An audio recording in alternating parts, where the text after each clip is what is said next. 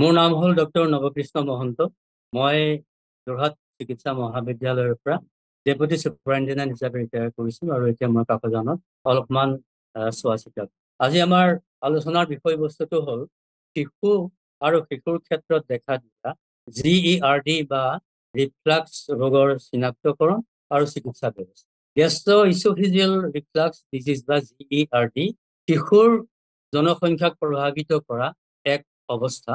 আৰু এই GERDত কি হয়, আমাৰ পাকস্থলীৰ পৰা খাদ্য বস্তুটো খাদ্য নলীলৈ ওলাই আহে, যিটোক আমি ৰিফ্লাক্স বুলি কওঁ। এই প্ৰক্ৰিয়াটোত কি হয়, শিশুৰ ক্ষেত্ৰত অস্বস্তি হ'ব পাৰে বা অন্যান্য কিছুমান লক্ষণে দেখা দিব। এতিয়া দেখা যায় যে GERD থকা শিশু আমি যদি চাবলৈ যাওঁ তেনেহ'লে লক্ষণবোৰৰ ভিতৰত আমি বিভিন্ন লক্ষণ দেখা পাম। কিন্তু এটা কথা মন কৰিব লাগিব যে শিশুৱে কেতিয়াবা থুই পেলাই, সঘনাই থুই পেলাই, কিন্তু অতি বেছিকৈ সঘনাই যদি থুই পেলাই আৰু ই যদি শিশুৰ স্বাভাৱিক বৃদ্ধিত যদি প্ৰভাৱ পেলায় বা খাবৰ সময়ত যদি খিংখিঙীয়া হয়, খোৱাৰ পিছত অস্বস্তি অনুভৱ কৰে, গিলিবলৈ অসুবিধা পায়, তেতিয়াহ'লে আমি জানিব লাগিব যে শিশুটি GERD বা ৰিফ্লাক্স ৰোগত GERD চিকিৎসা ব্যৱস্থা লোৱাৰ প্ৰথম কথাটো হ'ল যে আমি ইয়াৰ লক্ষণসমূহ ভালদৰে বুজি পাব লাগে।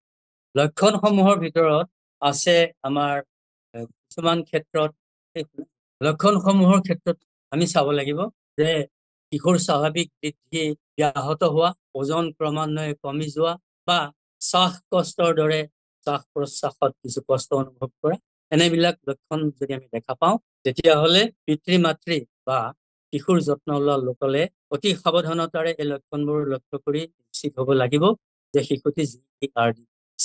তেতিয়া পিতৃ মাতৃয়ে হওক বা শিশুৰ যত্ন লোৱা মানুহজনেই হওক, তেওঁলোকে অতি সোনকালে অভিজ্ঞ চিকিৎসকৰ পৰামৰ্শ লোৱাটো অতি প্ৰয়োজন। GERDৰ ক্ষেত্ৰত যদি আমি চিকিৎসা ব্যৱস্থা আলোচনা কৰিবলৈ যাওঁ, তেতিয়াহ'লে আমি এটা কথা মন কৰিব লাগিব যে ই এটা মাল্টি ছেক্টৰিয়েল এপ্ৰ'চ। পেডিয়াট্ৰিচিয়ান এজন লাগিব, শিশু বিশেষজ্ঞ এজন লাগিব, আৰু গেষ্ট্ৰ'এণ্টাৰলজিষ্ট এজন লাগিব, আৰু লাগিব এজন যি ডায়েট বা খাদ্যাভ্যাসৰ পৰামৰ্শ দিব পাৰে, ডায়েটিচিয়ান এজন লাগিব। এই তিনিওজনকে লৈ আমি শিশুৰ GERDৰ ক্ষেত্ৰত চিকিৎসা ব্যৱস্থা হাতত ল'ব পাৰোঁ। প্ৰথমতে আমি চাব লাগিব যে শিশুৰ খাদ্যাভ্যাসৰ সাল সলনি বা জীৱনশৈলীৰ পৰিৱৰ্তন বা তাৰ খোৱাৰ পিছত কিছু সময় থিয় কৰি ৰখা, এনেকে ধৰণৰ পৰিৱৰ্তন কিছুমান আমি যদি আনিবলৈ চাওঁ, তেতিয়াহ'লে আমি হয়তো প্ৰথম অৱস্থাত GERD ৰোগৰ লক্ষণবোৰ কমাব পাৰোঁ। কিন্তু যদি এই আহাৰৰ সাল সলনি বা জীৱনশৈলীৰ পৰিৱৰ্তন এইবিলাক যদি পৰ্যাপ্ত নহয়, তেতিয়াহ'লে আমি শল্য চিকিৎসক বা চাৰ্জাৰীৰ পৰামৰ্শ ল'ব। শল্য চিকিৎসাৰ ক্ষেত্ৰত ফাণ্ডাপ্লিকেশ্যনৰ কথা আমি বিবেচনা কৰোঁ। এতিয়া আমি চাওঁ জীৱনশৈলীৰ পৰিৱৰ্তন আমি কেনেকৈ, নিয়মীয়া শাৰীৰিক ব্যায়াম আৰু খোৱাৰ পিছত কিছু সময় থিয় হৈ ৰখা, কমকৈ খোৱা, সঘনাই খোৱা, এনেকুৱা ধৰণৰ আমি জীৱনশৈলী কৰিব। খাদ্যাভ্যাস, যিবোৰ খাদ্যই পেটত হজমি এচিড, হাইড্ৰক্লৰিক এচিডৰ ক্ষৰণটো বেছি কৰে, তেনে খাদ্য পৰিহাৰ কৰিব লাগে, ত্যাগ কৰিব লাগে। যেনে ধৰক বেছিকৈ ফ্ৰাই কৰা মানে ভজা, বেছিকৈ টেঙা জাতীয় খাদ্য বা ভোক নলগা অৱস্থাত খোৱা বা বহুত দেৰি ভোক লাগিছে তাৰপিছত খোৱা, এনেকুৱা ধৰণৰ কামবোৰে কৰি মানে কি কৰে, পেটত এচিডৰ চিক্ৰেশ্যনটো বেছি কৰে। এচিডৰ চিক্ৰেশ্যন বেছি হ'লে তেতিয়াহ'লে ৰিফ্লাক্স হৈ খাদ্য নিগেটি সেই পাকস্থলীৰ খাদ্য সম্ভাৰ কিছু ওলাই আহিব। এইবিলাক আমি ট্ৰিগাৰ খাদ্য বুলি কওঁ। যেনেকে ধৰক ফাষ্ট ফুড, বেছিকৈ ভজা আহাৰ, বেছিকৈ টেঙা বস্তু, এইবিলাক বস্তু অলপ ত্যাগ কৰিব।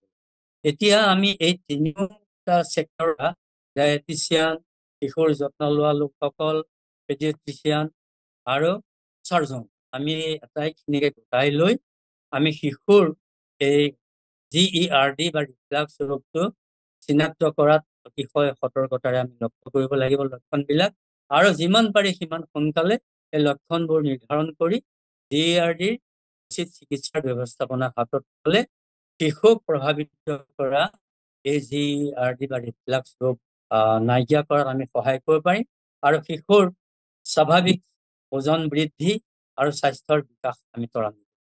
ধন্যবাদ। Sir, we still have 5 minutes to complete the 12 minutes. So if you can say something for more 5 minutes, so that will Okay. Now I will add something from my own side. Yes, sir.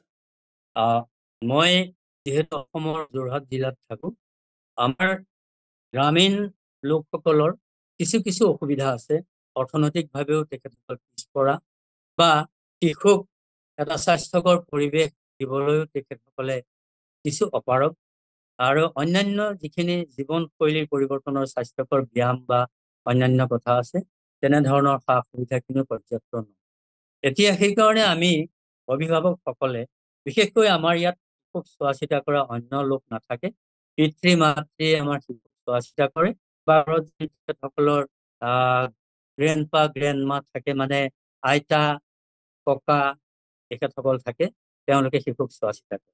এই সকল লোকৰ বিষয়ে আমি তেখেতসকলক যদি অলপ সজাগ কৰিব পাৰো যে শিশুৰ স্বাভাৱিক ওজন বৃদ্ধি, স্বাভাৱিক বিকাশত প্ৰভাৱ পেলোৱা GERD বা শিশুৰ ৰিফ্লাক্স ৰোগ এটা প্ৰধান কাৰণ, তাৰ লক্ষণবিলাকৰ বিষয়ে আমি তেওঁলোকক সজাগ কৰিব পাৰো, তেতিয়াহ'লে তেখেতসকল যদি সজাগ হয় আৰু সোনকালেই এই লক্ষণবোৰ সতৰ্কতাৰে লক্ষ্য কৰি GERD হৈছে বুলি ভাবি লৈ অনতিপলমে এজন অভিজ্ঞ চিকিৎসকৰ কাষৰ পৰা পৰামৰ্শ লোৱাটো অতি প্ৰয়োজনীয়। আৰু এনেকুৱা কৰিলে এই ৰোগৰ আমি শতকৰা 70% বা 80% আমি হ্ৰাস কৰিব পাৰিম, আৰু আমি স্বাভাৱিকভাৱে বৃদ্ধি হোৱা, স্বাভাৱিকভাৱে ওজন লাভ কৰা আৰু স্বাভাৱিকভাৱে বিকাশ লাভ কৰা কিছু আমি আমাৰ সমাজত পাব।